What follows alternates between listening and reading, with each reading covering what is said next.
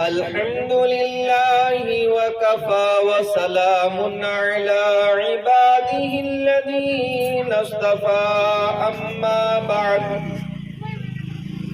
فأعوذ بالله من الشيطان الرجيم بسم الله الرحمن الرحيم إن الله اشترى من المؤمنين أنفسهم وأموالهم بأن لهم الجنة أو كما قال عليه الصلاة والسلام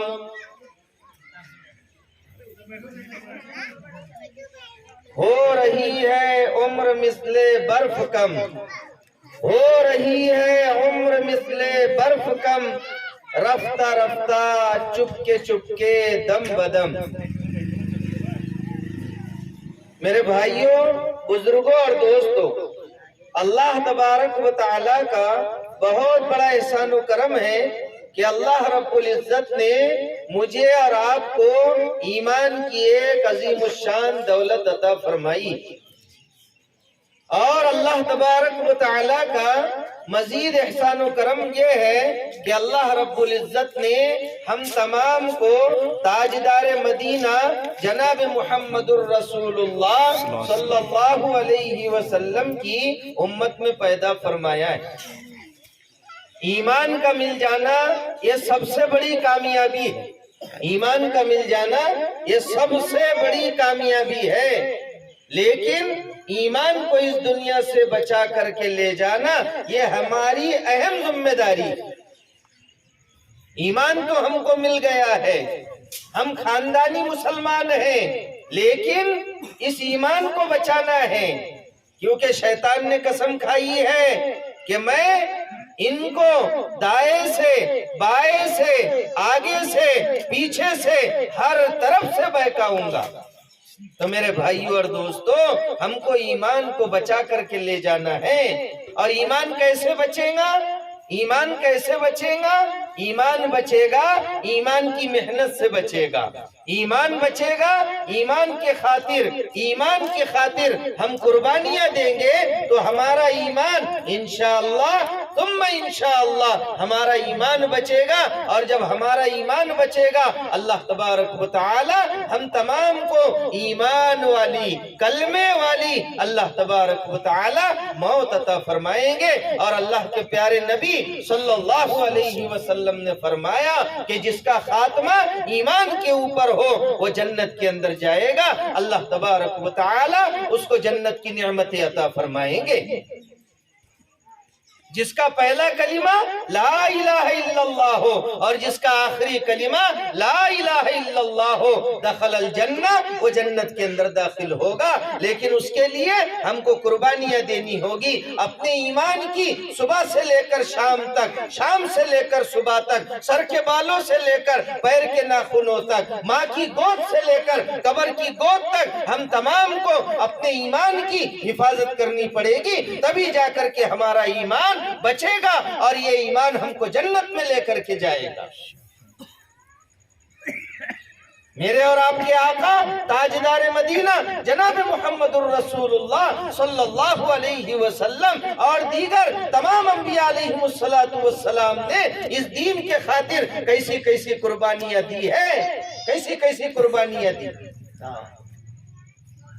اللہ کے پیارے نبی صلی اللہ علیہ وسلم جن کے صدقے میں اللہ نے پوری کائنات کو بنایا ہے، میرے اور آپ کے آقا جناب محمد الرسول اللہ صلی اللہ علیہ وسلم نے اس دین کے خاطر کیسی قربانیاں دی ہیں۔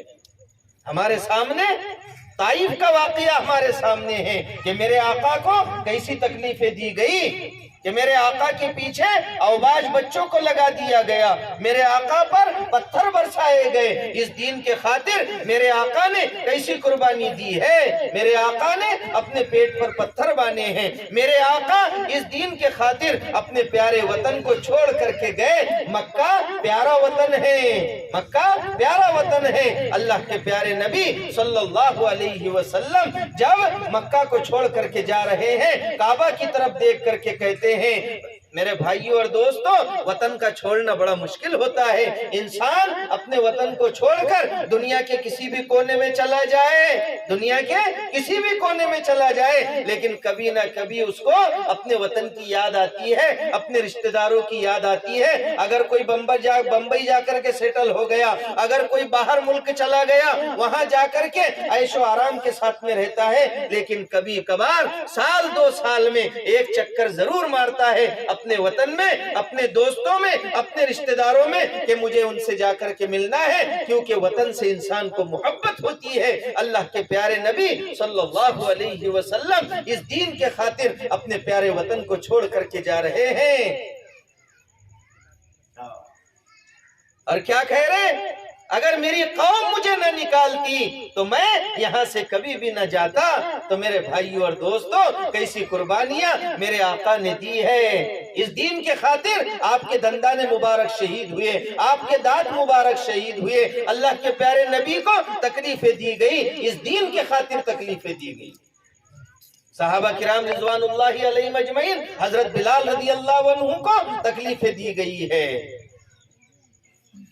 حضرت بلال کو تکلیفیں دی گئی، گرم ریت کے اوپر لٹایا جاتا، اوپر سے چٹان رکھ دی جاتی تھی، لیکن حضرت بلال رضی اللہ عنہ ان کی زبان سے ایک ہی لفظ نکلتا تھا، احد احد، اللہ ایک ہے، اللہ ایک ہے۔ آج ہم کو اتنی تکلیفیں نہیں ہیں، ہم کو کہاں اتنی تکلیف ہے کہ ہمارے بدن پر چٹان رکھی جا رہی؟ نہیں، لیکن انہوں نے دین کو نہیں چھوڑا، دین کو نہیں چھوڑا۔ انس بن نضر رضی اللہ عنہ بدر کی لڑائی میں شہید نہیں ہوئے، جنگ بدر میں شریک نہیں ہوئے، ان کو افسوس ہوتا تھا۔ کیا ہوتا تھا؟ افسوس ہوتا تھا کہ یہ اسلام کی پہلی لڑائی اور تو اس میں شریک نہیں ہوا۔ اپنے آپ کو کوستے تھے، کیا کرتے تھے؟ اپنے آپ کو کیا کہتے تھے؟ ملامت کرتے تھے کہ پہلی لڑائی ہے اور تو اس میں شریک نہیں ہوا۔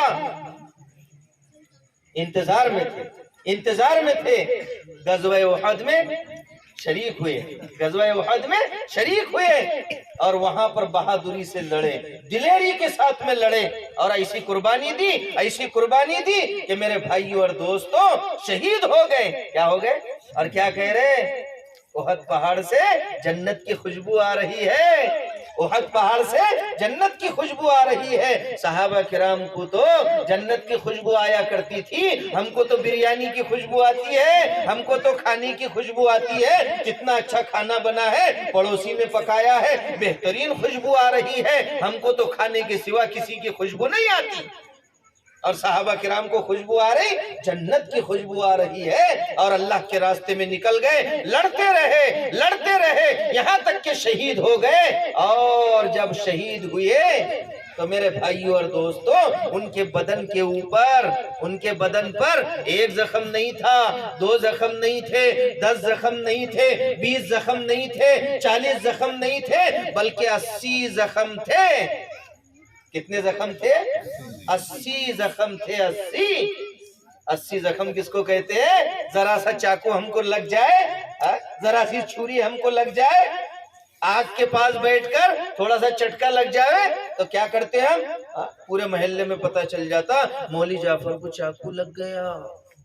کیا لگ گیا؟ ڈاکٹر کے پاس لے کر چلو۔ ان کو تو 80 زخم لگ رہے، تیر اور تلوار کے، پہچانے بھی نہیں جا رہے۔ 80 زخم کس کو کہتے ہیں؟ بہن نے پہچانا، یہ انگلیوں کے پوروں سے پہچانا، انگلیوں کے پوروں سے پہچانا، یہ تو میرے بھائی ہے، یہ تو میرے بھائی ہے۔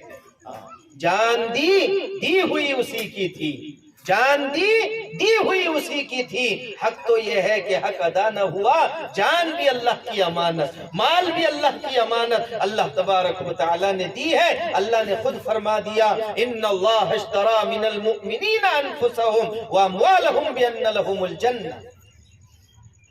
ان اللہ اشترى من المؤمنین کہ بے شک اللہ تبارک و تعالی نے مومنوں سے ان کی جان کو، ان کے ان اللہ اشترى من المؤمنین انفسهم کہ اللہ تبارک و تعالی نے ان کی جانوں کو، مومنین کی جانوں کو اور ان کے مالوں کو جنت کے بدلے میں خرید لیا ہے. جان مال اللہ کی امانت اور جنت ہماری ہے. ہم دکان پر جاتے ہیں، کرانہ پر سے ہم نے شکر لی، شکر کی تھیلی باندھ کر کے بس نکل گئے اور کرانہ والے کو، دکاندار کو پیسے نہیں دیے. وہ کیا کہیں گے؟ مولوی صاحب پیسے، شکر ہماری اور پیسے تو دکاندار کو دینا پڑیں گے. دونوں چیزیں ہم لے جا نہیں سکتے. پیسے بھی جیب میں اور شکر کی تھیلی بھی لے جا رہے، نہیں لے جا سکتے. دونوں چیزیں کیسے لے جائیں گے؟ اور دکاندار نے پیسے لے لیا اور سامان نہیں دیا تو ہم کیا بولیں گے؟ سامان. دونوں چیزیں دکاندار بھی رکھ نہیں سکتا، دونوں چیزیں گراہک بھی رکھ نہیں سکتا. ہاں تو میرے بھائیوں اور دوستو، یہ جان مال اللہ کی امانت اور جنت ہماری ہے. ہم جان مال دینے کے لیے تیار نہیں اور کیا کہہ رہے؟ جنت ہم کو ملنا چاہیے، جنت ہم کو ملنا چاہیے. تو میرے بھائیوں اور دوستو، سب سے پہلے قربانی دینا پڑے گی، تب ہم کو کیا ملے گا؟ جنت ملے گی. جان کی قربانی دینا پڑے گی، مال کی قربانی دینا پڑے گی، وقت کی قربانی دینا پڑے گی، تب جا کر کے ہم کو کیا ملے گی؟ جنت ملے گی. اللہ تبارک و تعالی ہم سے راضی ہو جائیں گے اور جب اللہ ہم سے راضی ہو جائیں گے تو اللہ رب العزت ہم کو کیا دیں گے؟ جنت دیں گے. حضرت انس بن نضر رضی اللہ عنہ نے کیسی قربانی دی؟ 80 زخم لگے ہیں، بہن نے پورووں کے ذریعے سے پہچانا. حضرت عمار اور ان کے والدین حضرت یاسر اور حضرت سمیہ، مردوں نے بھی قربانیاں دی، بچوں نے بھی قربانیاں دی اور عورتوں نے بھی دین کے خاطر قربانیاں دی، اپنے جان کے نذرانے پیش کیے. تو میرے بھائیوں اور دوستو، حضرت عمار کے والدین انہوں نے بھی قربانی دی. حضرت یاسر، حضرت سمیہ. اللہ کے نبی کا گزر ہوتا تھا، اللہ کے نبی کا گزر ہوتا تھا، ادھر سے قربانی دیتے تھے. اللہ کے نبی کا گزر ہوتا تھا، تکلیفوں پر تکلیفیں برداشت کرتے تھے. اللہ کے نبی ان کو صبر کی تلقین کرتے تھے، اللہ کے نبی ان کو صبر کی تلقین کرتے تھے اور ان کو جنت کی بشارت دیتے تھے. صبر کرو، صبر کرو، اللہ تبارک و تعالی تم کو جنت کے اندر اعلیٰ سے اعلیٰ مقام عطا کرے گا. تو وہ صبر کرتے تھے اور اللہ تبارک و تعالی نے کیسی ان کی قربانیوں کو قبول کیا ہے. حضرت یاسر کا اسی حالت میں انتقال ہو گیا اور حضرت سمیہ کو بھی ملعون ابو جہل نے نیزہ مار کر ہلاک کر دیا. حضرت عمار نے بھی قربانیاں دی. تو میرے بھائیوں اور دوستو، لسٹ تو بڑی لمبی ہے، قربانیاں دینے والوں کی لسٹ تو بڑی لمبی ہے. کیسی قربانی دی؟ خباب ابن الارت رضی اللہ عنہ، خباب ابن الارت رضی اللہ عنہ، انہوں نے بھی کیسی قربانی دی کہ ان کو زرہ پہنائی جاتی تھی. کیا پہنائی جاتی تھی؟ لوہے کی زرہ، جو دشمن سے بچنے کے لیے لوہے کا قمیص جو پہنا جاتا ہے تاکہ وار نہ ہو، ایسی زرہ لوہے کی ان کو پہنائی جاتی تھی اور دھوپ میں ڈال دیا جاتا تھا. اب لوہے کی چیز تو کیا ہوتی ہے؟ دھوپ میں گرم ہو جاتی ہے. کیا ہو جاتی ہے؟ گرم ہو جاتی ہے. ان کو دھوپ میں ڈال دیا جاتا تھا اور وہ بیچارے پسینے پر پسینے آتے جاتے تھے، پسینے پر پسینے آتے جاتے تھے، لیکن وہ پیچھے نہیں ہٹے، یہاں تک کہ ان کو ریت کے اوپر لٹا دیا جاتا تھا. گرم ریت، عرب کا علاقہ بڑا گرم ہوتا ہے، گرم ریت ہوتی تھی اور اس پر لٹا دیا جاتا تھا. یہاں تک کہ اتنی گرمی ہوتی، اتنی گرم ریت ہوتی کہ ان کے پیٹھ کا، ان کے کمر کا گوشت گل جاتا تھا. ایسی قربانیاں انہوں نے دی ہے. تو میرے بھائیوں اور دوستوں، صحابہ کرام رضوان اللہ علیہم اجمعین نے قربانیاں پیش کی ہے۔ کفار پیچھے نہیں ہٹے، تکلیفیں دیتے رہے، اللہ کے نبی کو تکلیفیں پہنچائی، صحابہ کو تکلیفیں پہنچائی، لیکن پھر صحابہ سے برداشت نہ ہو سکا تو پھر انہوں نے اللہ کے نبی سے ہجرت کی اجازت چاہی۔ تو پہلی ہجرت حبشہ کی طرف ہوئی، پہلی ہجرت حبشہ کی طرف ہوئی۔ وہاں کا بادشاہ نرم دل تھا، نصرانی تھا، عیسائی بادشاہ تھا، لیکن نرم دل تھا، ظالم اور جابر نہیں تھا، نرم دل تھا۔ تو وہ وہاں پر ہجرت کر کے پہنچے، ایسی قربانیاں انہوں نے دی ہے، اپنے پیارے وطن کو چھوڑا۔ وطن کو چھوڑنا آسان نہیں ہے۔ بعد میں جو ہے اس کے بعد دوسری ہجرت ہوئی، صحابہ کرام تشریف لے گئے مدینہ کی طرف، پھر اللہ کے پیارے نبی صلی اللہ علیہ وسلم تشریف لے گئے مدینہ کی طرف۔ تو میرے بھائیوں اور دوستوں، اس دین کے خاطر صحابہ کرام نے قربانیاں دی ہے، تو ہم کو بھی کیا کرنا ہے؟ قربانی دینا ہے۔ لیکن آج جان کی قربانی نہیں ہے، بلکہ مال کی قربانی ہے، اپنے وقت کی قربانی ہے، اپنے وقت کی قربانی ہے۔ یہ جان مال اللہ کی دی ہوئی امانت ہے، اور جس کی امانت کسی کے پاس میں ہوتی ہے، میں نے آپ کے پاس میں 10,000 روپے رکھے کہ جب مجھے ضرورت پڑے گی تب دے دینا۔ اب میں آپ کے پاس میں جب آؤں گا تو آپ کا کام ہے میری امانت مجھے واپس کر دینا، میری امانت مجھے واپس کر دینا، تو آپ کی ذمہ داری ہے۔ ایسی اللہ تبارک و تعالی نے ہم کو یہ جان مال دی ہے، یہ جان مال اللہ کی دی ہوئی امانت ہے۔ جب اللہ مانگے، جب اللہ مانگے اس وقت میں ہم کو حاضر ہونا ہے، لبیک کہنا ہے۔ کیا کہنا ہے؟ لبیک کہنا ہے۔